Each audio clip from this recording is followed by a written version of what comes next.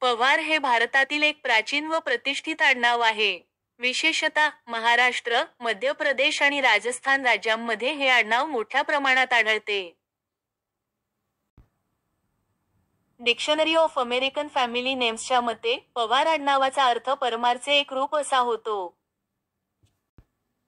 पवार शब्दाची उत्पत्ती, पवार हे परमार या क्षत्रिय राजवंशाचे वंशज आहे असे मानले जाते. परमार या शब्दाचा अपभ्रंश होऊन पवार हा शब्द तयार झाला. वंश, सूर्यवंशी गोत्र, वशिष्ठ देवक, वाजपेयी पंचपल्लव, विजय शस्त्र, धारेची तलवार. पवार घराण्यात अनेक वीर पुरुषांनी जन्म घेतला व पवार नावाला इतिहासात अजरामर केले.